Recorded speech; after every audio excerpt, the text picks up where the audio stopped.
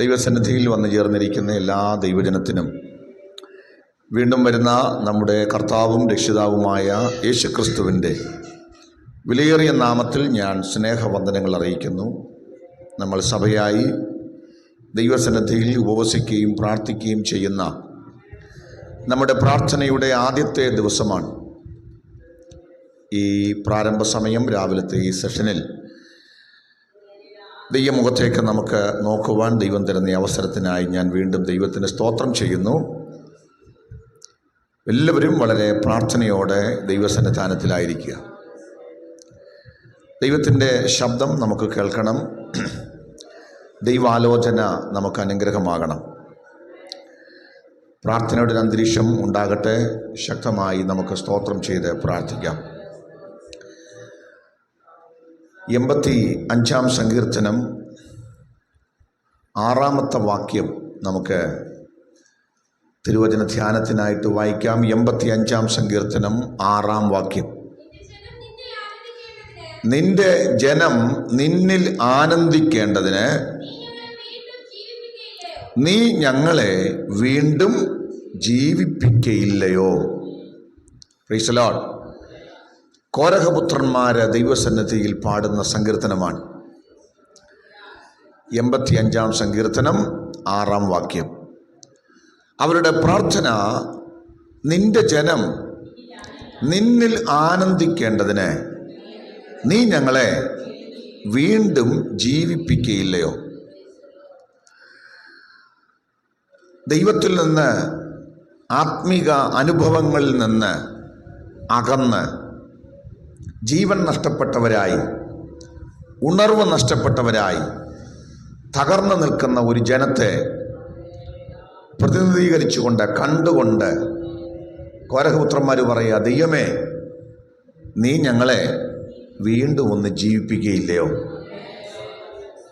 നീ ഞങ്ങളുടെ ഇടയിലേക്ക് ഒരു ഉണർവ് അയക്കില്ലേ? ഞങ്ങൾക്ക് നിന്നിലൊന്ന് ആനന്ദിക്കണം. Praise the lord. ദൈവജനത്തിൻ്റെ എല്ലാ കാലത്തെയും ആഗ്രഹമാണ് ദൈവത്തിലൊന്ന് സന്തോഷിക്കണം, ദൈവത്തിൽ ആനന്ദിക്കണം. ആരാധനയും പ്രാർത്ഥനയും ദൈവസന്നിധിയിൽ കടന്നു വരുന്നതൊക്കെ ഒരു ഉത്സവമായി മാറണം. ആത്മീയ കാര്യങ്ങളിൽ വലിയ സന്തോഷമുണ്ടാകണം.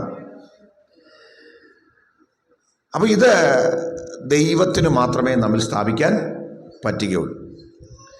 കോരഹപുത്രന്മാരോട് ചേർന്ന് ഇന്ന് രാവിലെ ഈ ഉപവാസ പ്രാർത്ഥനയിൽ നമ്മളും പ്രാർത്ഥിക്കുക, കർത്താവേ, കല്ലട സഭയെ ഒന്ന് വീണ്ടും ജീവിപ്പിക്കണമേ. ഇന്ന് ഞങ്ങളെ ഓൺലൈനിലൂടെയൊക്കെ ശ്രദ്ധിക്കുന്നവരോടും കൂടെ ഞാൻ പറയുന്നു, നമ്മുടെ എല്ലാവരുടെയും പ്രാർത്ഥനയാണ്, കർത്താവേ, ഞങ്ങളെ ഒന്ന് ജീവിപ്പിക്കണം. ഈ ഉപവാസ പ്രാർത്ഥന എന്ന് പറയുന്നത് കേവലം നമ്മുടെ ഭൗതികമായ ആഗ്രഹങ്ങൾ അല്ലെങ്കിൽ താല്പര്യങ്ങൾ, പ്രാർത്ഥനകൾ അത് അർപ്പിക്കാൻ വേണ്ടി മാത്രമുള്ളൊരു പ്രാർത്ഥനയല്ല. വിശ്വാസികളിൽ നല്ല പങ്ക് വിചാരിച്ചിരിക്കുന്നത് അവർക്ക് ഭൗതികമായ ഒരു വിടുതലിന് വേണ്ടിയാണ് എന്ത് ചെയ്യുന്നത്? ഉപവസിക്കുന്നത്, പ്രാർത്ഥിക്കുന്നത്. നിശ്ചയമായും നിങ്ങളുടെ ഭൗതികമായ വിഷയത്തിൽ ദൈവം പ്രവർത്തിക്കും. ആമേൻ. പക്ഷേ ദൈവത്തിൻ്റെ മുമ്പിൽ അടിസ്ഥാനപരമായ ആവശ്യം, നീ എന്നിലൊന്ന് സന്തോഷിക്കണം. ആത്മീകമായ ഒരു ഉണർവുണ്ടാകണം. ആത്മികൻ്റെ ബലം എന്ന് പറഞ്ഞാൽ എന്താണെന്ന് നിങ്ങൾക്കറിയാം. ഒരു ആത്മികൻ്റെ ബലം അത് ദൈവിക ബലമാണ്, അല്ലേ? ശരിക്കും ദൈവത്തിൽ സന്തോഷിച്ച് ദൈവത്തിന് മഹത്വം കൊടുത്ത് ജീവിക്കാൻ കഴിയുന്നതാണ് നമ്മുടെ ബലം. തിരുവെടുത്ത് അങ്ങനെയല്ലേ പറയുന്നത്? യഹോവയെങ്കിലെ സന്തോഷം എൻ്റെ ബലമാകുന്നു. അപ്പോൾ ദൈവത്തിൽ സന്തോഷിച്ചൊന്ന് ആരാധിക്കാൻ, ആത്മീകമായിട്ടൊന്ന് ദൈവത്തിലൊന്ന് ആനന്ദിക്കാൻ ഒരാൾക്ക് കഴിഞ്ഞാൽ അവൻ ഭയങ്കര ബലവാനാണ്. അങ്ങനെ ദൈവത്തിൽ സന്തോഷിക്കുന്ന ഒരു വ്യക്തിക്ക് ഒന്നിനും പേടിക്കേണ്ട ആവശ്യമില്ല. അവൻ ഒന്നിൻ്റെ മുമ്പിൽ താഴില്ല, ഒരിടത്തും അവൻ തകരത്തില്ല. കാരണം അവൻ ദൈവത്തെ സ്തുതിച്ച്, ദൈവത്തെ ആരാധിച്ച്, ദൈവത്തിൽ ബലമേറ്റെടുത്തവനാ. അവരെ തകർക്കാൻ ഒരു ശക്തിക്കും പറ്റില്ല. ഇന്ന് പകൽ ഏതെങ്കിലും മേഖലയിൽ തകർന്നിട്ടുണ്ടെങ്കിൽ, ഉടഞ്ഞിട്ടുണ്ടെങ്കിൽ ദൈവിക ബലം നഷ്ടമായതാ. യഹോവയിൽ ഒന്ന് ആരാധിച്ച് ആനന്ദിച്ച് സ്തോത്രം ചെയ്ത് ദൈവിക ബലം പ്രാപിക്കാൻ പറ്റാത്തതാണ് നമ്മുടെ പരാജയത്തിൻ്റെ കാരണം. ഈ ഉപവാസ പ്രാർത്ഥനയിൽ നമുക്ക് പറയാം, കർത്താവേ, ഇതെനിക്കൊന്ന് ബലപ്പെടാൻ വേണ്ടിയാ, എൻ്റെ അകത്തെ മനുഷ്യനൊരു ബലമുണ്ടാക്കാൻ വേണ്ടിയാ. Price the Lord. ആ ഒരു ചിന്ത നമ്മുടെ അകത്ത് ഭരിച്ചാൽ നമ്മൾ വളരെ സീരിയസ് ആയി ദൈവസന്നിധിയിൽ ഇരിക്കും. ഇത് എനിക്ക് ബലഹീനനായിട്ട് തിരിച്ചു പോകാനുള്ളതല്ല. ഇവിടെ ഞാൻ വന്നു, ബലഹീനയായിട്ട് വന്നു, കർത്താവേ, ഞാൻ ഈ ആരാധന കഴിഞ്ഞ് ഇറങ്ങിപ്പോകുമ്പോൾ ബലമില്ലാത്തവളായി പോകാനല്ല. സ്തോത്ര. ഈ ആരാധന കഴിഞ്ഞ് ഞാൻ പോകുമ്പോൾ അവൻ ബലത്തോടെ പോകണ, പുതു ശക്തി പ്രാപിച്ചു പോകണ, പുതു കൃപ പ്രാപിച്ചു പോകണ. അതിനിന്ന് പകൽക്കാലം ദൈവത്തിൽ വന്നിരിക്കുന്ന ദൈവജനം ഈ പ്രാരംഭ സമയം പ്രാർത്ഥിച്ചു തുടങ്ങിയാട്ടെ.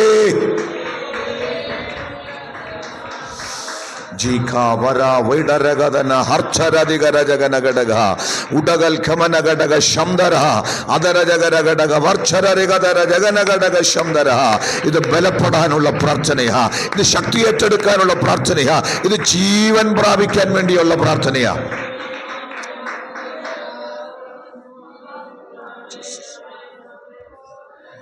Price the Lord. അപ്പം നിങ്ങൾ ഇന്ന് പകൽക്കാലം അത് ദൈവത്തോട് ചോദിച്ചുകൊണ്ട് വേണം ഇരിക്കാൻ. കാരണം ഇത് എൻ്റെ കയ്യിലില്ല.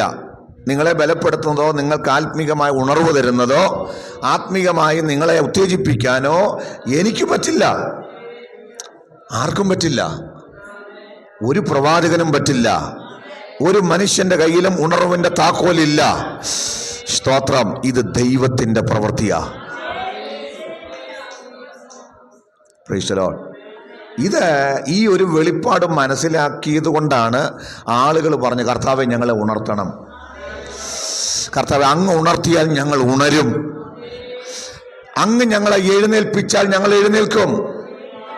അങ്ങ് ഞങ്ങളെ ശക്തീകരിച്ചാൽ ഞങ്ങൾ ശക്തിപ്പെടും. അങ്ങ് ഞങ്ങളുടെ ജീവിതത്തിൽ ഇറങ്ങി വന്നാൽ ഞങ്ങൾക്ക് മാറ്റമുണ്ടാകും. സ്തോത്രം, സ്തോത്രം. എത്ര പേര് ഇതൊക്കെ വിശ്വസിക്കുന്നുണ്ട്? എല്ലാവരും ആത്മീയ അന്തരീക്ഷത്തിൽ ഇരുന്നാൽ നിങ്ങൾക്ക് ആത്മീകമായ ദൂത് കേൾക്കാം. സ്തോത്രം, സ്തോത്രം. ഇത് ദൈവത്തിൻ്റെ പ്രവൃത്തിയാ. അതുകൊണ്ട് നിങ്ങൾ ചോദിച്ചുകൊണ്ടിരിക്കണം, കർത്താവേ, എന്നെ ഒന്ന് ജീവിപ്പിക്കണം, എൻ്റെ അവസ്ഥയ്ക്ക് ഒരു വ്യത്യാസം വരുത്തണം, എനിക്കൊരു പുതുബലം തരണം. അതിനാ ഞാൻ ദൈവസന്നിധിയിൽ വന്നിരിക്കുന്നത്. പ്രവാചകനായ ഹബക്കൂക്ക് പ്രാർത്ഥിച്ചതുപോലെ, കർത്താവേ, ആണ്ടുകൾ കഴിയും മുമ്പേ നിന്റെ പ്രവൃത്തിയെ ജീവിപ്പിക്കണമേ. ഇന്ന് പകൽ എത്ര പേര് പ്രാർത്ഥിക്കും, കർത്താവേ, ഇനി ഒത്തിരി നാൾ വേണ്ട, 2025 അവസാനിക്കുന്നതിന് മുമ്പ്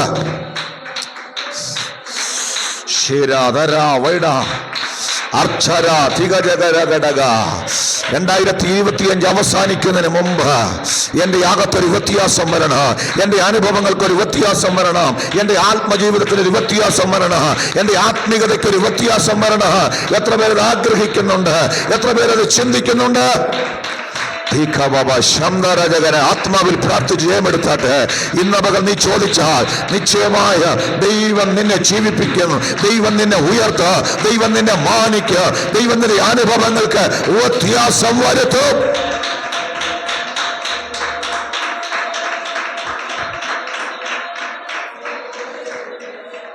സ്തോത്രം, സ്തോത്രം.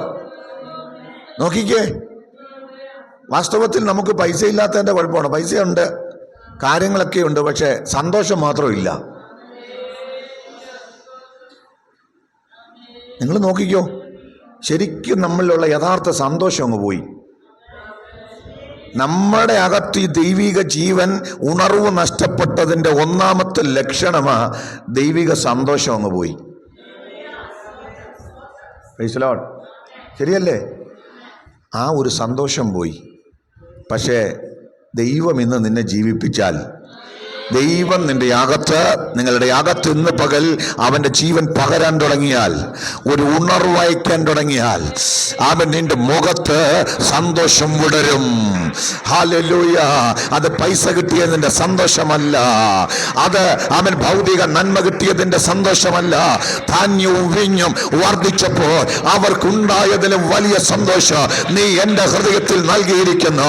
ഇന്ന് പകൽ വചനം കേൾക്കുന്ന ദൈവമൈതലേ, ആ സന്തോഷം തിരികെ തരാ ദൈവം ഇന്ന് പകൽക്കാലം ആഗ്രഹിക്കുകയാ. ആത്മിക സന്തോഷത്തിലേക്ക് ഇന്ന് പകൽ നിന്നെ കൊണ്ടുവരുവാൻ പരിശുദ്ധാത്മാവിന് പദ്ധതിയുണ്ട്. ഞങ്ങളെ വീക്ഷിക്കുന്നവരോട് വിളിച്ചു പറയട്ടെ, ഇന്ന് പകൽ പ്രാർത്ഥിച്ചു തുടങ്ങ്, ദൈവമേ എനിക്ക് ആ സന്തോഷം തിരികെ തരണമേ.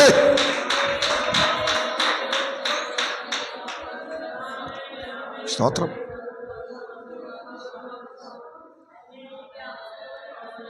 ചീകാരബര ചിമനഘടക ശംദരാധികാല ജഗനഘടക അർച്ചരാധര ജഗര.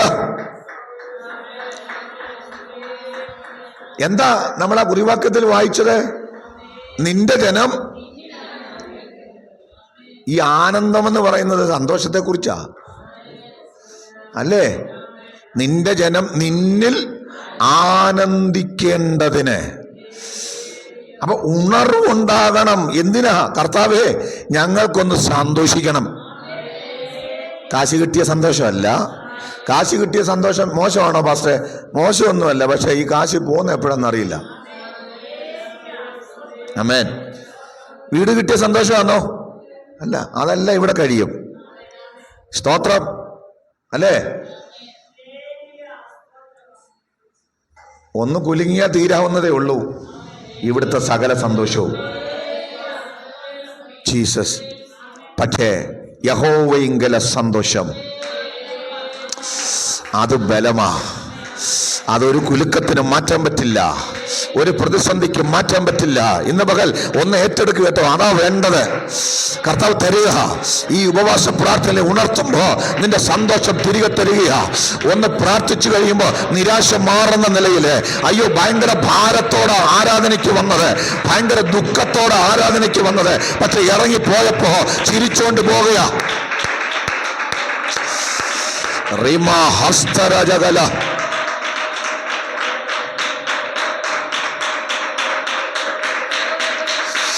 ശിഖല ഹഡരഗജന ഭീചാരഗസ്തജഗര ഹർച്ചരഗന.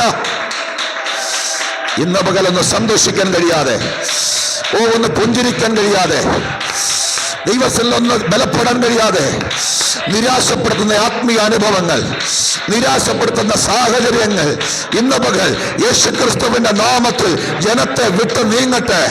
അവൻ ആത്മാവിൽ സന്തോഷിക്കട്ടെ, അവൻ ആത്മാവിൽ ആനന്ദിക്കട്ടെ.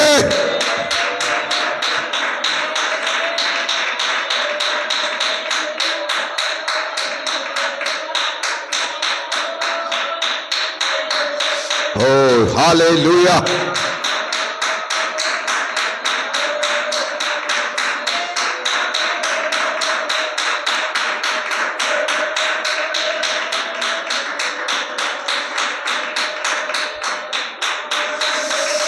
Hallelujah, hallelujah.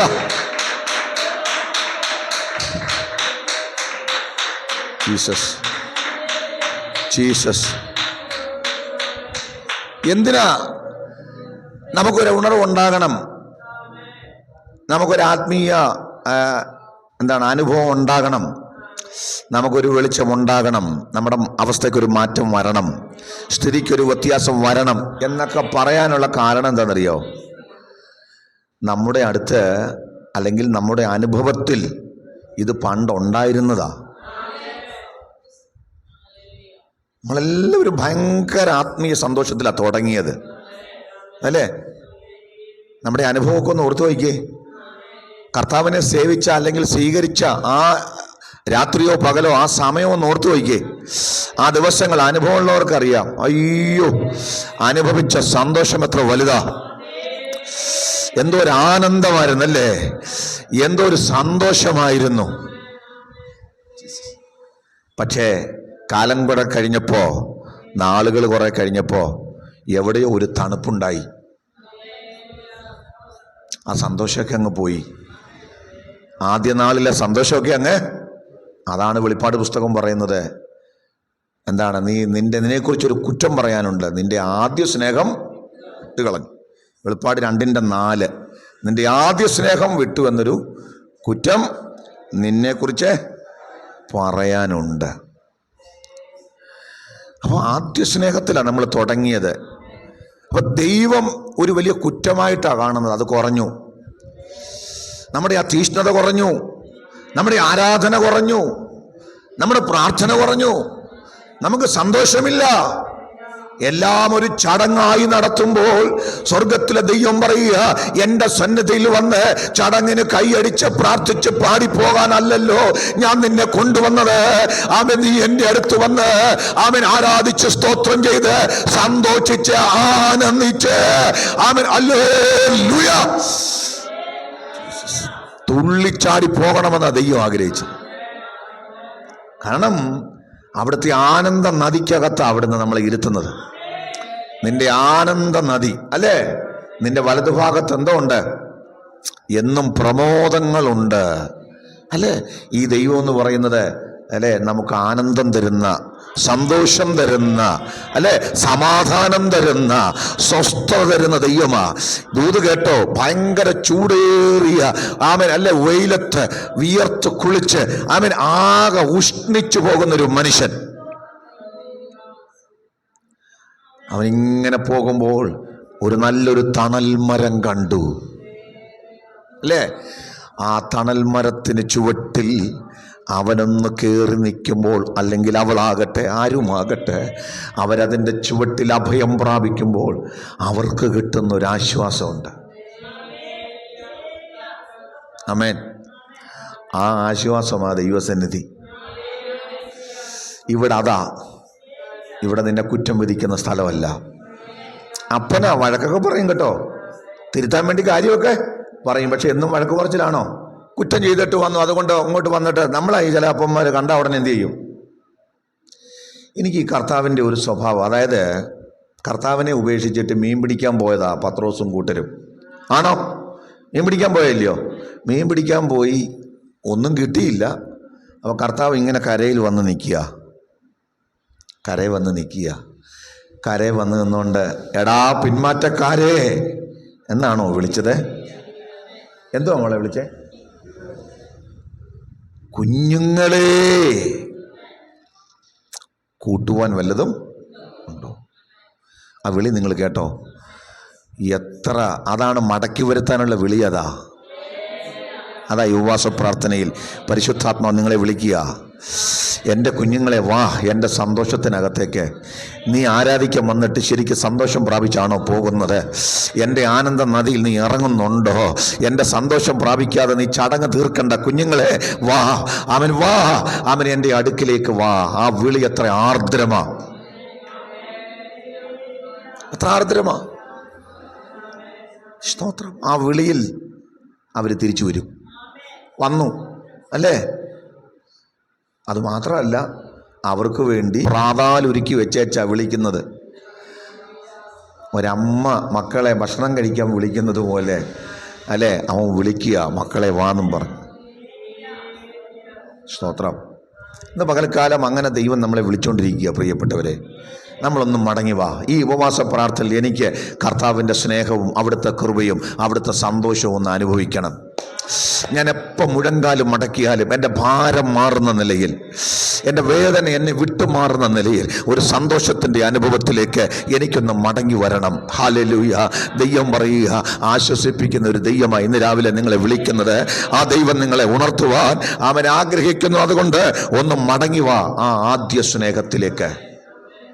സ്തോത്രം. അപ്പോ ദൈവജനം വാസ്തവത്തിൽ എന്തുകൊണ്ടാ ഉണർവ് വേണ്ടത് എന്ന ചോദ്യത്തിന്റെ ഉത്തരം, നമുക്ക് ആദ്യ സ്നേഹം പോയി.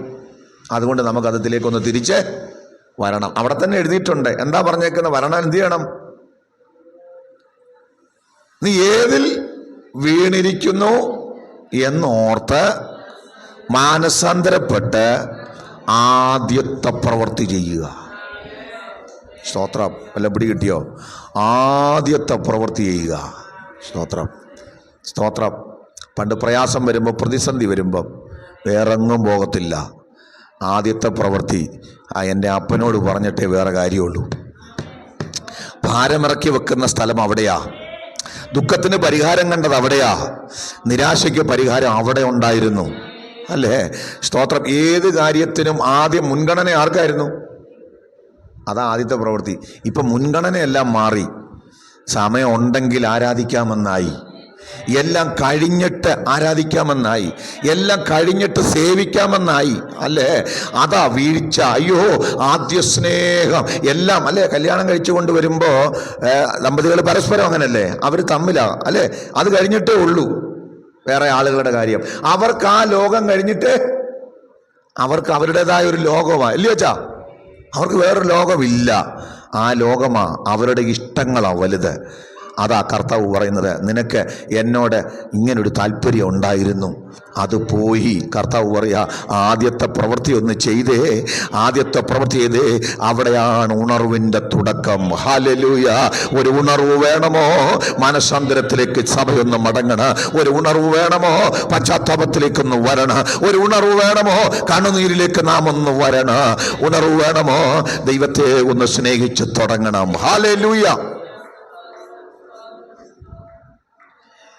എന്തുകൊണ്ടാണ് നമുക്ക് ഉണർവ് വേണ്ടത്? നമ്മൾ ഈ അകലാൻ തുടങ്ങിയപ്പോഴത്തേക്ക് പാപം വർദ്ധിച്ചു. പാപം വർദ്ധിച്ചപ്പോൾ നമ്മൾ ഒത്തിരി വിട്ടുവീഴ്ച ചെയ്തു. അല്ലേ? നമ്മുടെ ജീവിതം അങ്ങ് കോംപ്രമൈസ് ചെയ്തു. പല കാര്യങ്ങളും സാരമില്ല എന്നൊക്കെ നമ്മളങ്ങ് വിചാരിച്ചു. അല്ലേ? ഓ, അത് സാരമില്ല, അത് അത്രയല്ല ഉള്ളോ. ഇങ്ങനെ നമ്മൾ ഈ പാപങ്ങളെയൊക്കെ ലഘൂകരിച്ച് ഇതൊന്നും ദൈവത്തിന് കുഴപ്പമില്ല എന്നങ്ങ് ചിന്തിച്ചു. തമ്പുരാൻ വിശുദ്ധനാണെന്നും വിശുദ്ധനായ ദൈവത്തിന് പാപത്തോട് ബന്ധമില്ലെന്നും, നീ പാപം ചെയ്താൽ, പാപത്തിൽ തുടർന്നാൽ, വിട്ടുവീഴ്ച ചെയ്താൽ ദൈവത്തിന് നിന്നോട് കൂട്ടായ്മ കൂടാൻ പറ്റില്ലെന്നും, നിന്റെ അകത്ത് ദൈവം പകർന്നിരിക്കുന്ന അഗ്നി കുറയുമെന്നും ഒന്നും നമ്മൾ ചിന്തിച്ചില്ല. സ്തോത്രം, സ്തോത്രം. അപ്പോൾ എന്ത് സംഭവിച്ചു? അടുത്തിരുന്ന, ഏറ്റവും ചേർന്നിരുന്ന നമ്മുടെ ആത്മമണവാളൻ നമ്മിൽ നിന്ന് അകന്നകന്നകന്നു പോയി. Price the Lord, price the Lord. നമ്മൾ വിചാരിച്ചു ഇതെല്ലാം ഉണ്ടെങ്കിലും കർത്താവ് കൂടെ തന്നെ. ആമേൻ. ഞാൻ ഈ തെറ്റ് ചെയ്താലും കുഴപ്പമില്ല, ദൈവം എൻ്റെ കൂടെ കാണും. പക്ഷേ ദൈവത്തിൻ്റെ കുറ്റമല്ല, ദൈവത്തിന് അങ്ങനെ നിൽക്കാൻ പറ്റില്ല. അതുകൊണ്ട് നമ്മൾ ആ വാക്യം ഒന്ന് വായിച്ചേ. യെശയ്യാ പ്രവചനം 59:2. വേഗം ഒന്ന് വായിച്ച മോളെ.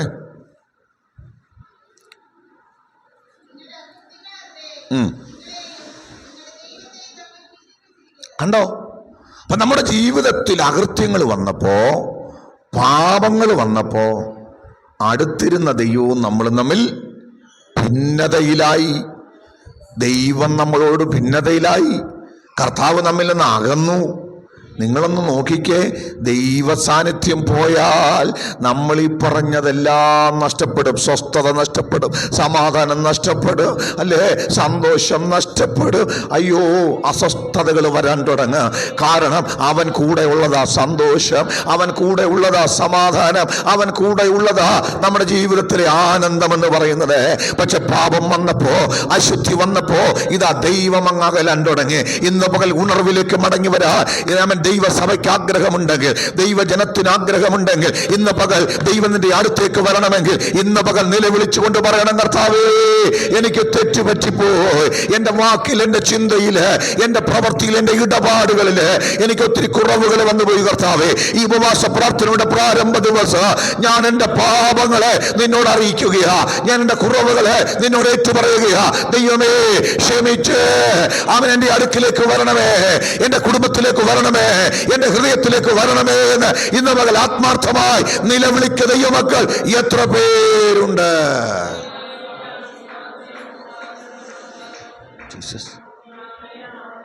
ജീസസ്, നിങ്ങൾ പേടിക്കണ്ട. ഏറ്റു പറഞ്ഞാൽ, ഇന്ന് പകലൊന്ന് ക്ഷമ ചോദിച്ചാൽ നിങ്ങളെ ശുദ്ധീകരിക്കാൻ അവൻ നീതിമാനാണ്. നിങ്ങളെ വീണ്ടും അവൻ പുനരുദ്ധരിക്കാൻ അവൻ വിശ്വസ്തനാ. അവന്റെ കൃപയിൽ നിങ്ങളെ കൊണ്ടുവരുവാൻ അവൻ വിശ്വസ്തനാ. അല്ലേ? അതുകൊണ്ടല്ലേ കുഞ്ഞുങ്ങളെ എന്ന് വിളിച്ച് കർത്താവ് വന്നത്. ഇന്ന് പകരം അവൻ വിളിക്കുക, നമ്മളൊന്ന് ഏറ്റു പറയണം. ഉപവാസ പ്രാർത്ഥനയിൽ ശുദ്ധീകരണം ആവശ്യമാണ്. അത് ജീവിതത്തിൻ്റെ എല്ലാ മേഖലയിലും വരണം. സ്തോത്രം. ചെറുതും വലുതുമായ സകല പാപങ്ങളും ദൈവത്തോട് ഏറ്റു പറയണം. ദാവീദ് പറഞ്ഞതുപോലെ പറയണം, മറഞ്ഞിരിക്കുന്ന പാപങ്ങൾ പോക്കി എന്നെ ശുദ്ധീകരിക്കണമേ. ഇന്ന് പകൽ നിങ്ങൾ അറിഞ്ഞോ അറിയാതെയോ വന്നു പോയിട്ടുള്ള പാപങ്ങളൊക്കെ ഏറ്റുപറയണ. കർത്താവിനോട് പറയണം, എന്നെ ഇന്ന് ശുദ്ധീകരിക്കണം. യേശുവിൻ്റെ രക്തം സകല പാപവും പോക്കി ശുദ്ധീകരിക്കുന്നതാകയാൽ വിശ്വാസിയെ, ദൈവജനമേ, ഒന്ന് ശുദ്ധീകരണത്തിന് ഏൽപ്പിച്ചു കൊടുത്താട്ടെ. ഉപവാസ പ്രാർത്ഥനയുടെ പ്രാരംഭ ദിവസമല്ലേ? ദൈവത്തിന് നിങ്ങളെ ആമേൻ സ്തോത്രം ഉണർവിലേക്ക് കൊണ്ടുവരുവാൻ ആഗ്രഹമുണ്ട്. ദൈവത്തിന് നിങ്ങളെ ഒന്ന് എഴുന്നേൽപ്പിക്കാൻ ആഗ്രഹമുണ്ട്. ദൈവത്തിന് നിങ്ങളെ ശക്തീകരിക്കാൻ ആഗ്രഹമുണ്ട്. ദൈവത്തിന് നഷ്ടപ്പെട്ടു പോയ സന്തോഷം തിരികെ തരാൻ ആഗ്രഹമുണ്ട്. ദൈവത്തിന് നിങ്ങളെ ശക്തിയോടെ ദേശത്ത് നിർത്താൻ ആഗ്രഹമുണ്ട്. ദൈവം പറയുക, ഒന്ന് ശുദ്ധീകരിക്കുമോ? ഒന്ന് പാപമേറ്റു പറയുമോ? എന്തുകൊണ്ടാണ് നമുക്ക് ഉണർവാവശ്യം? ഉണർവാവശ്യം എന്തുകൊണ്ടാണെന്ന് ചോദിച്ചാൽ അടുത്ത കാര്യം ഞാൻ നിങ്ങളോട് പറയാം. നമ്മൾ പ്രാർത്ഥിക്കുന്നുണ്ട്, പാടുന്നുണ്ട്, സാക്ഷ്യം പറയുന്നുണ്ട്, പുറത്തിറങ്ങി പരസ്യയോഗം നടത്തുന്നുണ്ട്, സഭയ്ക്കകത്ത് വന്ന് ആരാധിക്കുന്നുണ്ട്. ഇതെല്ലാം ഉണ്ടെങ്കിലും ഈ ഉണർവിൻ്റെ അടിസ്ഥാനം പരിശുദ്ധാത്മാവിൻ്റെ അഭിഷേകമാണ്, ആത്മശക്തിയാ. ഇവർക്ക് മനസ്സിലായി? ആത്മശക്തി കൂടാതെ നാം എന്തെല്ലാം ചെയ്താലും അത് ബലഹീനമാണ്. ഞാൻ പറഞ്ഞ ആശയം പിടികിട്ടിയോ? സ്തോത്രം. നമ്മൾ കുറേ നേരം ശക്തിയോടെ കരമടിച്ചത് കൊണ്ട് കാര്യങ്ങൾ അനുകൂലമാകുമോ? കുറേ നേരം പ്രാർത്ഥിച്ചത് കൊണ്ട് കാര്യങ്ങൾ അനുകൂലമാകുമോ? ദേശത്തെല്ലാം പോയി സുവിശേഷം പറഞ്ഞത് കൊണ്ട് കാര്യങ്ങളൊക്കെ നടക്കുമോ? ഇല്ല. ഇതിനൊരു അഭിഷേകം ആവശ്യമാണ്. ശരിയാണെങ്കിൽ ആമേൻ പറഞ്ഞാട്ടെ. ജീസസ്. വെറുതെ പ്രാർത്ഥിക്കുന്നതും അഭിഷേകത്തിൽ പ്രാർത്ഥിക്കുന്ന തമ്മിൽ വ്യത്യാസമുണ്ട്. വെറുതെ പാടുന്നതും അഭിഷേകത്തിൽ നിറഞ്ഞ് പാടുന്നതും തമ്മിൽ വ്യത്യാസമുണ്ട്. വെറുതെ സാക്ഷ്യം പറയുന്നതും അഭിഷേകത്തിൽ നിറഞ്ഞ സാക്ഷ്യം പറയുന്നതിൽ വ്യത്യാസമുണ്ട്. വെറുതെ പ്രസംഗിക്കുന്നതും അഭിഷേകത്തിൽ നിറഞ്ഞ് പ്രസംഗിക്കുന്നതിൽ വ്യത്യാസമുണ്ട്. ഇന്ന് പകൽ പരിശുദ്ധാത്മാവിൻ്റെ അഭിഷേകത്തിന് എവിടെ കുറവ് വന്നോ അവിടെ നമ്മൾ ബലഹീനരായി മാറുന്നു. ആമേൻ. ഇന്ന് പകൽ ഈ ഉപവാസ പ്രാർത്ഥനയുടെ പ്രാരംഭ ദിവസം നമുക്ക് പറയാം, കർത്താവേ, അങ്ങയുടെ അഭിഷേക പരിശുദ്ധാത്മാവിൻ്റെ അത്യന്ത ശക്തിയുടെ അഭിഷേക എൻ്റെ ജീവിതത്തിൻ്റെ എല്ലാ മേഖലയിലും അതൊന്ന് വ്യാപരിക്കത്തക്കവണ്ണം ആ അഭിഷേകത്തിലേക്ക് എന്നെ ഒന്ന് മടക്കി വരുത്തണം. അപ്പോസ്തല പ്രവൃത്തി 1:8 കർത്താവ് പറഞ്ഞു, എന്നാൽ പരിശുദ്ധാത്മാവ് നിങ്ങളുടെ മേൽ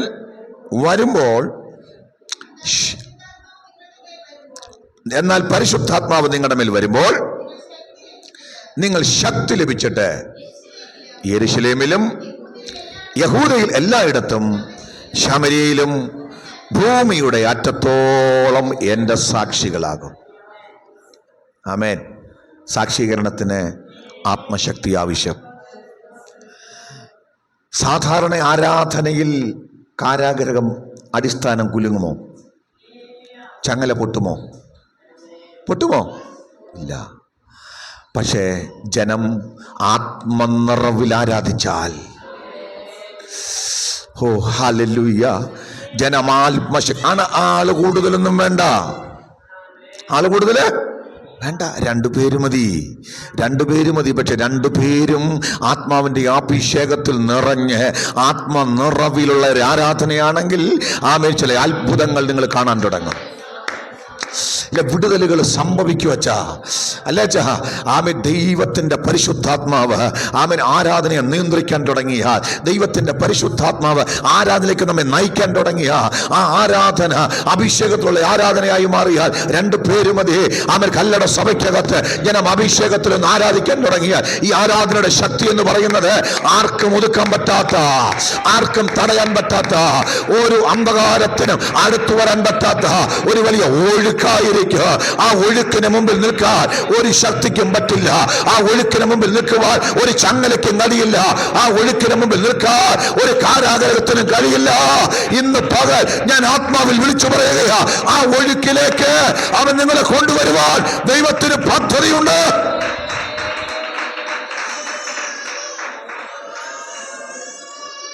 ജീസസ്, ഹല്ലേലൂയ. ഞാൻ എപ്പോഴും ആഗ്രഹിക്കുക, നമ്മളൊക്കെ ആത്മാവിൻ്റെ ആ ഒരു നിയന്ത്രണത്തിൽ, അഭിഷേകത്തിൽ ഒന്ന് ആരാധിച്ചാലുണ്ടല്ലോ, അതൊരു ഭയങ്കര അല്ലേ ഭയങ്കര ഒരു ആത്മീയ അനുഭവമാണ്. അത് നിങ്ങൾക്ക് അനുഭവിച്ചിട്ടുള്ളവർക്ക് അറിയാം. സ്തോത്രം. രോഗം സൗഖ്യമാക്കാൻ ഒരുത്തനും വരണ്ട. സ്പെഷ്യലിസ്റ്റുകളൊന്നും വരണ്ട രോഗം മാറാൻ. വിശ്വസിക്കുന്നവരെ ഒന്ന് കൊതിക്കണേ, വരണോ? ഭൂതത്തെ ഇളക്കാൻ അല്ലേ, അതിന്റെ സ്പെഷ്യലിസ്റ്റ് വരണ്ട. ഈ തീ കത്തുമ്പോ അയ്യോ ഞങ്ങൾക്കിവിടെ ഇരിക്കാൻ വയ്യേ, ഇത് തീയാണേ എന്ന് പറഞ്ഞ് ഭൂതങ്ങൾ അലറി വിളിച്ചോടും. സ്തോത്രം, സ്തോത്രം, സ്തോത്രം, സ്തോത്രം. പ്രാർത്ഥിച്ചാട്ടെ. യേശു കർത്താവ് ഇതിനകത്ത് ഉണർവിന്റെ തീ അയക്കട്ടെ. യേശു കർത്താവ് ഒരു ഉണർവിന്റെ അഗ്നി ഇതിനകത്ത് അയക്കട്ടെ. യേശു കർത്താവ് ഇതിനകത്ത് ഉണർവിന്റെ ആത്മാവിനെ അയക്കട്ടെ. ജനം ആത്മാവിൽ നിറയപ്പെടട്ടെ, ആത്മാവിൽ നിറയപ്പെടട്ടെ. ആത്മാവിന്റെ തീ ഇതിനകത്തൊന്ന് കത്തട്ടെ. യേശുവിന്റെ അധികാരമുള്ള നാമത്തിന് ആ തീയെ കെടുത്തിക്കളയുന്ന, ആ ജ്വാലയെ കെടുത്തിക്കളയുന്ന സകല പാപവും, സകല അധർമ്മവും, സകല പൈശാചിക പോരാട്ടങ്ങളും അവൻ വിട്ടുമാറട്ടെ. പാപത്തിന്റെ മറുതലിപ്പിന്റെ അനുഭവങ്ങൾ മാറട്ടെ. ജനതാഴ്മയോടെ ആത്മാവിന്റെ ശക്തി കേൾപ്പിച്ചു കൊടുത്ത ദൈവം ഇതിനകത്തൊരു തീ അയക്കും. നിശ്ചയോ അവൻ ദൈവത്തിന്റെ തീ കത്തിയാൽ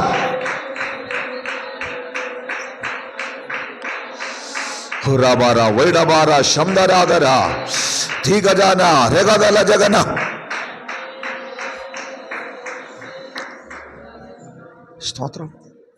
ഇനി ഈ ഉണർവിലേക്ക് നമ്മൾ എങ്ങനെ വരും? വെറുതെ വരുവോ? വെറുതെ എത്തുവോ? ഇല്ല.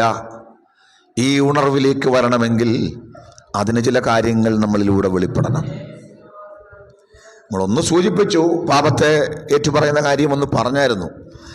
എങ്കിലും അതൊന്ന് നമ്മൾ മനസ്സിലാക്കണേ.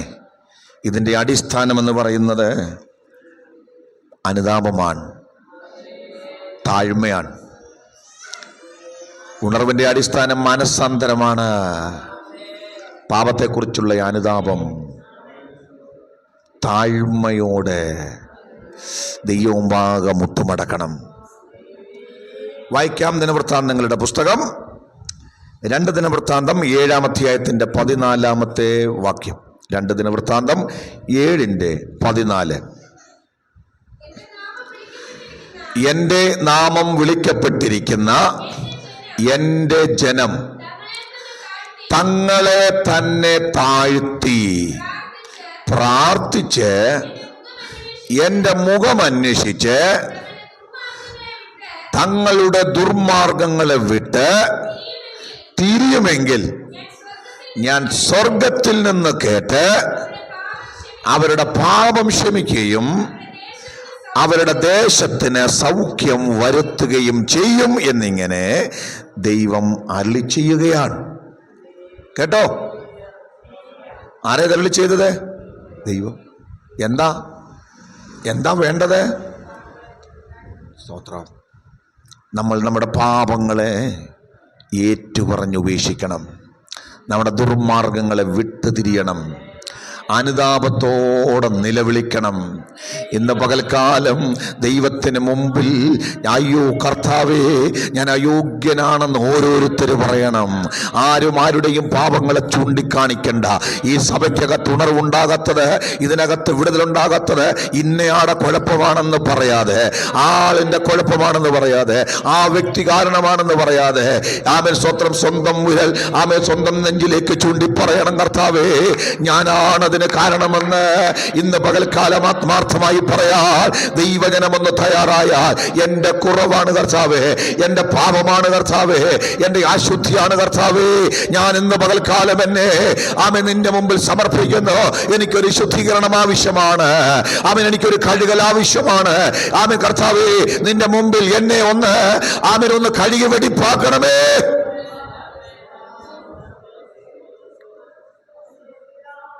സ്തോത്രം, സ്തോത്രം. അത് ഞാനും നിങ്ങളും ഒന്ന് പറയണം. ഈ ദിവസങ്ങളിൽ സമ്മതിക്കണം. പലയിടത്തും ഉണർവ് വരാത്ത എന്താണെന്നറിയാമോ? ആളുകൾ പറയും എനിക്ക് കുഴപ്പമൊന്നും, കുഴപ്പമെല്ലാം ഇന്നാർക്കാ. സ്തോത്രം. അത് വലിയ പരാജയമാ, വലിയ പരാജയമാ. നമ്മൾ സമ്മതിക്കുമോ? എനിക്ക് കുഴപ്പമുണ്ടോ? സമ്മതിക്കുമോ? ചില ആളുകൾ ഒട്ടും സമ്മതിക്കുകയല്ല. അവർ പറയും എനിക്കൊരു കുഴപ്പവും ഇല്ല. അതാണ് ഏറ്റവും വലിയ കുഴപ്പം. അത് താഴ്മയില്ലാത്തതിൻ്റെ ലക്ഷണമാ. അതെന്താ? ഞാൻ പെർഫെക്റ്റാണ് എന്ന് ചിന്തിക്കുന്നത് നിഗളമാണ്. ദൈവത്തിന് മുമ്പിൽ ആരും പെർഫെക്റ്റ് അല്ല. ദൈവത്തിന് മുമ്പിൽ ആരും വലിയവരല്ല. ദൈവത്തിന് മുമ്പിൽ ആരും 100% വിശുദ്ധരല്ല. സ്വർഗം പോലും തൃക്കണ്ണിന് നിർമ്മലമല്ല. എത്ര പേർക്ക് ദൂത് മനസ്സിലാകുന്നുണ്ട്? അവിടുത്തെ മുമ്പാകെ നിൽക്കുമ്പോൾ ഞാനും നിങ്ങളുമെല്ലാം അയോഗ്യരാ. ഞാനും നിങ്ങളുമൊക്കെ കുറവുള്ളവരാണ്. നമ്മളെല്ലാവരും പാപമുള്ളവരാണ്. അതൊന്ന് സമ്മതിച്ച് കർത്താവേ എന്നെ ഇന്ന് പകലൊന്ന് കഴുകണം. അതാ ശുദ്ധീകരണം. അങ്ങനെ ഒന്ന് ശുദ്ധീകരിക്കാൻ തുടങ്ങുമ്പോൾ ദൈവം ഉണർവയക്കാൻ തുടങ്ങും. സ്തോത്രം. ഒരുപാട് വാക്യങ്ങളുണ്ട്, വായിക്കുന്നില്ല കേട്ടോ. പുരോഹിതന്മാര് തങ്ങൾ എന്ത് ചെയ്യണം? ഉൾമുറിയിൽ നിന്ന് ഇറങ്ങി വന്ന് അവരെ അനുദപിക്കണം ജനത്തിന് മുമ്പിൽ നിന്നാ. എന്ന് വെച്ചാൽ പുരോഹിതന്മാർ മുതൽ എല്ലാവരും ഏറ്റു പറയണം, അല്ലേ? പാസ്റ്റർ ഇതെല്ലാം പറയുന്നു, പുള്ളിക്കൊരു കുഴപ്പമില്ലെന്ന് ചിന്തിച്ചുകൊണ്ട് ഇരിക്കരുത്. ആദ്യം അദ്ദേഹം വീഴണം. ആമേൻ പറഞ്ഞാട്ട്. അവിടെയാണ് ഉണർവ്. പിശാച് നമ്മളെ വഞ്ചിക്കുന്നുണ്ട് കേട്ടോ. പിശാച് നമ്മളെ എങ്ങനെയാ വഞ്ചിക്കുന്നറിയോ? നീ നല്ലവളാന്ന് പറയും. നിനക്ക് പാപം ഏറ്റു പറയേണ്ട ആവശ്യമൊന്നും ഇല്ല. നീ പ്രാർത്ഥിക്കുന്നവളാ, നീ ഉപവസിക്കുന്നവളാ, നിനക്ക് ദൈവത്തോട് ബന്ധമുണ്ട്. പക്ഷേ മറ്റവനെ പോലെ ഒന്നും അല്ല നീ മെച്ചമാണെന്ന് ആര് പറഞ്ഞില്ലേലും പിശാച് നിൻ്റെ ചെവി വന്ന് പറയും. നിനക്കിത് കേൾക്കുമ്പോൾ ഒരു സന്തോഷം. ഓ സത്യമാ, നീയെങ്കിലും പറയാൻ. അവനേ പറയുള്ളൂ. അവൻ പോഷ്ക്ക് പറയുന്നവനും അതിൻ്റെ അപ്പനുമാ. അവനേ പറയൂ നീ മാനസാന്തരപ്പെടണ്ടെന്ന്. പക്ഷെ സ്വർഗം പറയും എൻ്റെ സന്നിധിയിൽ ഒരു ജഡവും തന്നെ ഉയർത്തരുത്, ഒരു ജഡവും നീതീകരിക്കരുത്. സകലരും പറഞ്ഞോണം ആമേൻ, അയ്യോ ഞങ്ങൾ അശുദ്ധർ. സ്തോത്രം. അതാണ് മാനസാന്തരത്തിന് തുടക്കം. അപ്പം മാനസാന്തരത്തിന് എന്താ വേണം? അനുതാപവും ആമേൻ താഴ്മയും വേണം. രണ്ടാമത്തെ കാര്യം, ഉണർവുണ്ടാകണമെങ്കിൽ നോർമലായിട്ടുള്ള അല്ലെങ്കിൽ സാധാരണഗതിയിലായിട്ടുള്ള പ്രാർത്ഥനയല്ല, തീഷ്ണമായ പ്രാർത്ഥന വേണം. അതുപോലെ ദൈവസന്നിധിയിലുള്ള ഉപവാസവും ആവശ്യമാണ്. നമ്മൾ ദൈവസന്നിധിയിൽ ഉപവസിക്കാൻ വന്നു.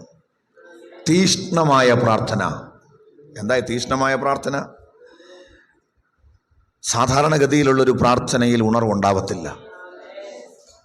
ഇത് ദൈവസന്നിധിയിൽ അല്ലെ അതിനു വേണ്ടിയുള്ള ഒരു ജാഗരണമാണ്. ഈ വാക്യം വായിച്ചു കേൾപ്പിക്കാം. യോവേൽ പ്രവാചകന്റെ പുസ്തകം 2-ാം അധ്യായത്തിന്റെ 12-ാമത്തെ വാക്യം. എല്ലാവർക്കും പരിചയമുള്ള വാക്യമാണ്, എന്നാലും വായിച്ചു. യോവേൽ 2:12. എന്നാൽ ഇപ്പോഴെങ്കിലും, തീഷ്ണമായ പ്രാർത്ഥന എന്ന് പറഞ്ഞാൽ എന്താണെന്ന് മനസ്സിലാക്കിക്കോ. ഇപ്പോഴെങ്കിലും നിങ്ങൾ പൂർണ്ണ ഹൃദയത്തോടും ഉപവാസത്തോടും കരച്ചിലോടും വിലാപത്തോടും കൂടെ എങ്കിലേക്ക് തിരുവീൻ. ശ്രദ്ധിച്ചോ, വായിക്കണം മോളെ, ഒരു മിനിറ്റ്. തീഷ്ണമായ പ്രാർത്ഥന എന്ന് പറഞ്ഞപ്പോൾ നിങ്ങൾക്ക് ആദ്യം അങ്ങോട്ട് കത്തിയില്ല. ഇപ്പൊ മനസ്സിലായോ? ഉണർവുണ്ടാകണമെങ്കിൽ ഇങ്ങനെ പ്രാർത്ഥിക്കണം. ഇപ്പോഴെങ്കിലും നിങ്ങൾ പൂർണ്ണ ഹൃദയത്തോടും വിലാപത്തോടും കരച്ചിലോടും ഉപവാസത്തോടും കൂടെ. എങ്കിലേക്ക് ഇനി നിങ്ങളുടെ ഹൃദയത്തിനുണ്ടാകേണ്ട മാറ്റം പറയുന്നുണ്ട്. വായിക്കാം.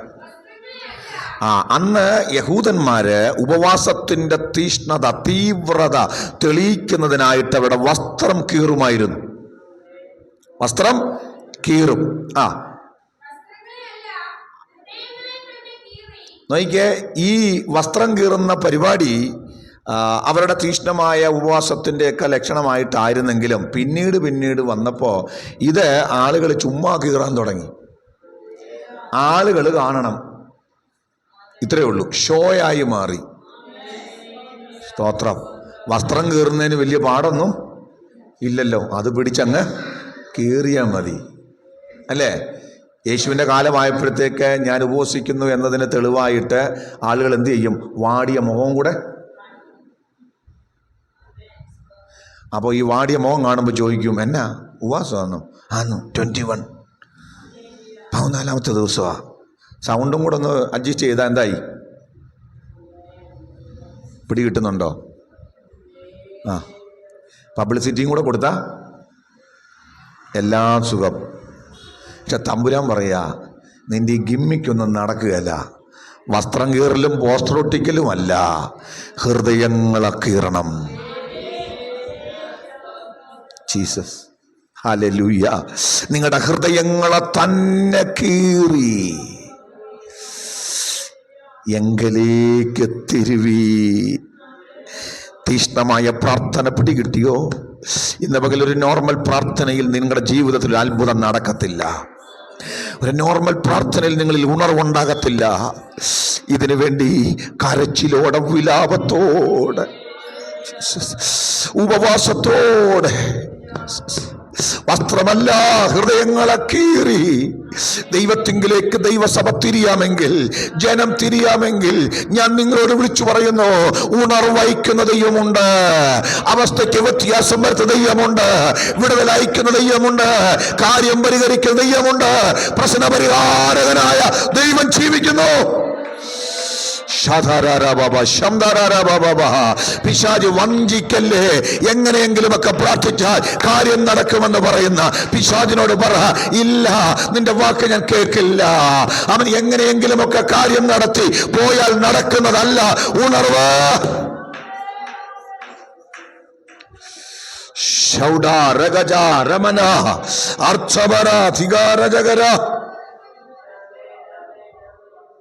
ജീസസ്. ഉണർവ് വേണമെങ്കിൽ അതിന് വില കൊടുക്കണം. തീഷ്ണമായി, ഏകാഗ്രതയോടെ, നിലവിളിയോടെ, കരച്ചിലോടെ, ഉപവാസത്തോടെ ഹൃദയങ്ങളെ കീറി. ഒന്ന് നിലവിളിച്ചാൽ തമ്പുരാൻ ഉണർവ് നമ്മുടെ അകത്ത് അയക്കും എന്ന സത്യം നിങ്ങൾ അറിയണം. അപ്പോൾ ഉണർവ് എങ്ങനെ ഉണ്ടാകുന്നതെന്നുള്ളതാണ് നമ്മൾ ഇതിനിടയ്ക്കൊന്ന് പഠിച്ചു പോകുന്നത്. പൂർണ്ണമായും നമ്മൾ അങ്ങ് പോവുമല്ല, കുറച്ച് കാര്യം മനസ്സിലാക്കിയും കൂടെ പോകുന്നത്. എങ്ങനെയാണ് ഉണർവുണ്ടാകുന്നത്? ആമേൻ. ഉണർവുണ്ടാകുന്നത് എങ്ങനെ? ഒന്നാമത്തെ കാര്യം എന്താ പറഞ്ഞേ? ശരിയായ അനുതാപം, താഴ്മ, അതാ വേണ്ടേ. അനുതാപത്തിലൂടെ, താഴ്മയിലൂടെ എൻ്റെ ജനം തങ്ങളെ തന്നെ താഴ്ത്തി. അപ്പം അതാ വിഷയം. ഒന്ന് താഴ്ത്തണം, ഒന്ന് അനുദപിക്കണം. Hallelujah, hallelujah. ആ വിനയമൊന്നുണ്ടാകണം. സ്തോത്രം. അപ്പം രണ്ടാമത്തെ കാര്യം, തീഷ്ണമായ, ശക്തമായ കരച്ചിലോടും നിലവിളിയോടും കൂടിയ ഹൃദയങ്ങളെ കീറിക്കൊണ്ടുള്ള ഒരു പ്രാർത്ഥന. അത് വന്നാൽ ആമേൻ, ഉണർവുണ്ടാകും. ഉപവാസവും കൂടെ അതിൻ്റെ കൂടെ ഉണ്ടെങ്കിൽ അത് ശക്തമായി, അത് ഫലമായി മാറും. മൂന്നാമത്തെ കാര്യം, ഉണർവ് ഉണ്ടാകുന്നതിൻ്റെ മറ്റൊരു പ്രധാന കാര്യം വചനമാണ്. തിരുവചനം, ബൈബിളിലേക്ക്, തിരുവെഴുത്തിലേക്ക് നമ്മൾ മടങ്ങണം. സ്തോത്രം, സ്തോത്രം. വചനം ശരിക്ക് നമ്മുടെ ഉള്ളിൽ പതിയണം. വചനം നിങ്ങൾ തുറന്ന് വായിക്കണം, ധ്യാനിക്കണം, വചനത്തിൻ്റെ ദൂത് കേൾക്കണം, വചനമേറ്റെടുക്കണം. വായിക്കാം. 119 സങ്കീർത്തനം 25 വാക്യം. 119 സങ്കീർത്തനം 25 വാക്യം.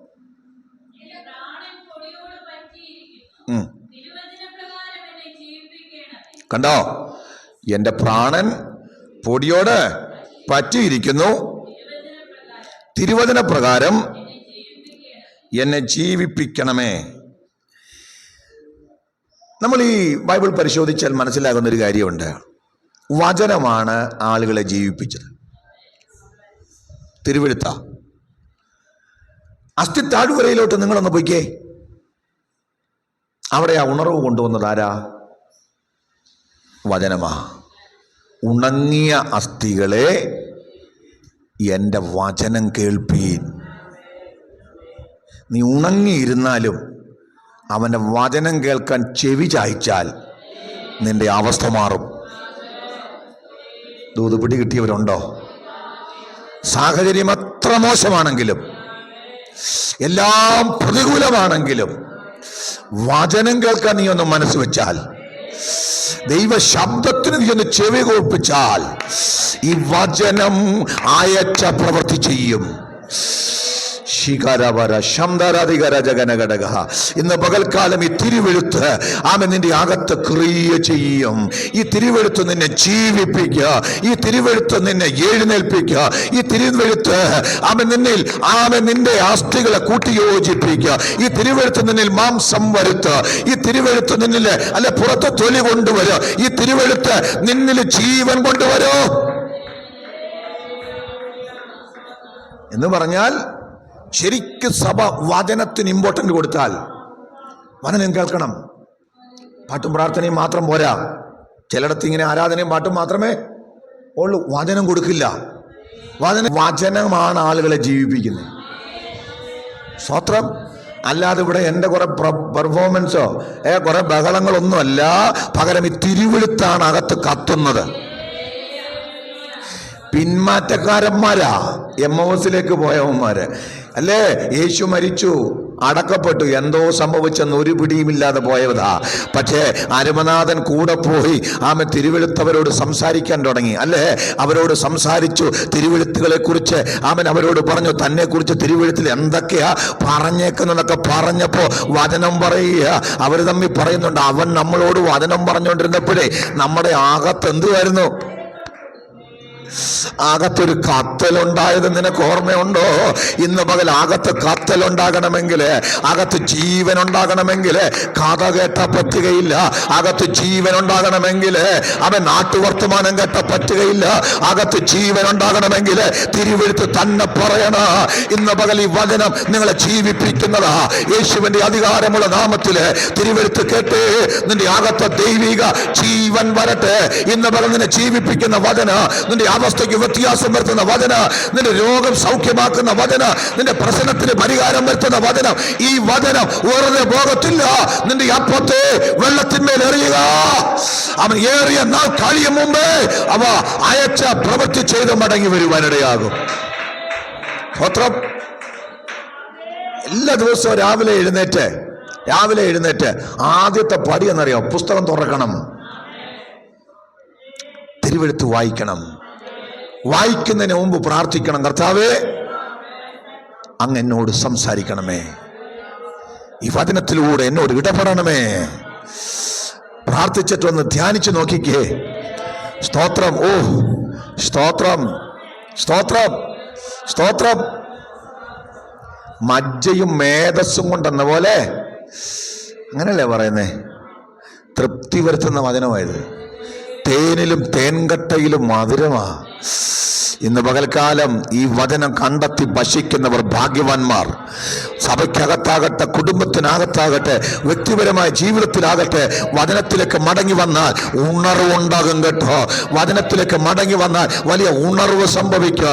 ഇന്നലെ വരെ അസ്ഥികൾ ബന്ധം വിട്ട താഴ്വരയിൽ കിടന്നതാ. അതിനെ കൊണ്ടൊരു ഉപയോഗമില്ല, ഒരു പ്രയോജനവുമില്ല. പക്ഷേ ആ അസ്ഥികൾ ദൈവത്തിന്റെ വചനം കേട്ട് തുടങ്ങിയപ്പോ ആ അസ്ഥികൾ ഇതാ ഒരു ജീവനുള്ള സൈന്യമായി എഴുന്നേറ്റ് നിന്നെങ്കിൽ ഇന്ന് പോലെ കല്ലട ദൈവസഭയ്ക്കകത്ത് വചനത്തിന് ചെവിചായ്ക്കുന്ന നിന്നെ എഴുന്നേൽപ്പിക്കാൻ ദൈവത്തിന് പദ്ധതിയുണ്ട്. ജീവനുള്ള ഒരു സൈന്യത്തെ പോലെ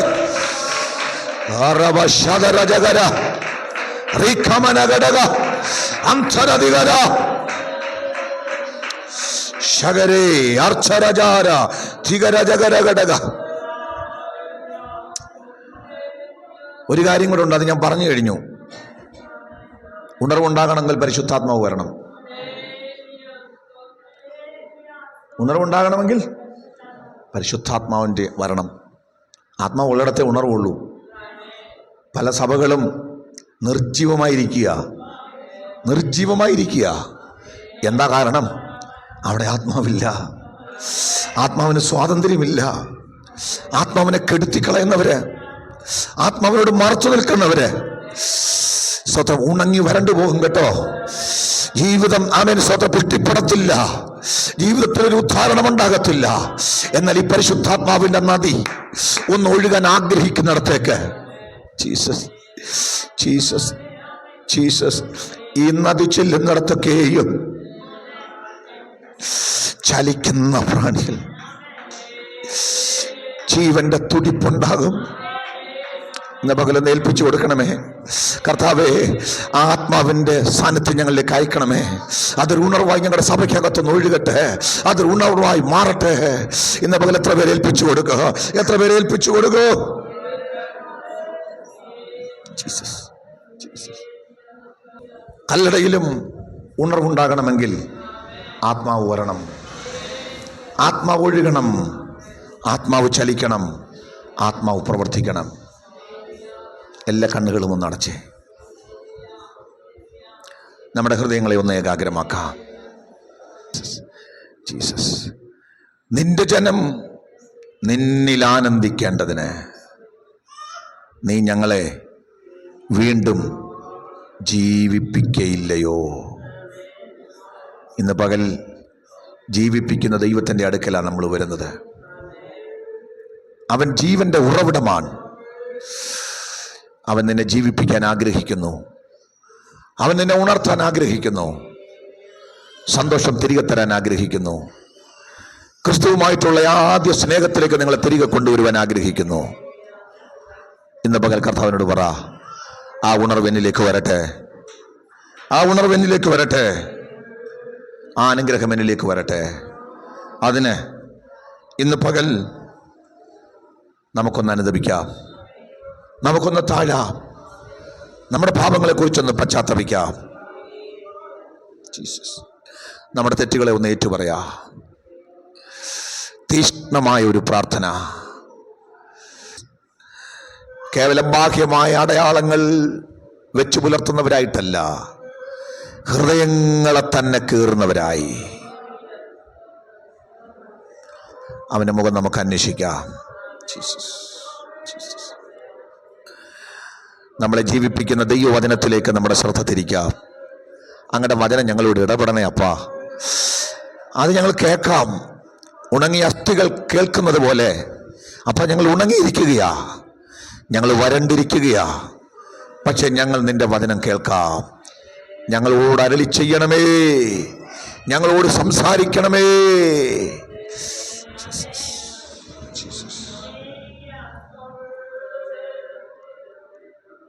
അങ്ങയുടെ പരിശുദ്ധാത്മാവിനെ ഞങ്ങളിലേക്ക് അയക്കണമേ.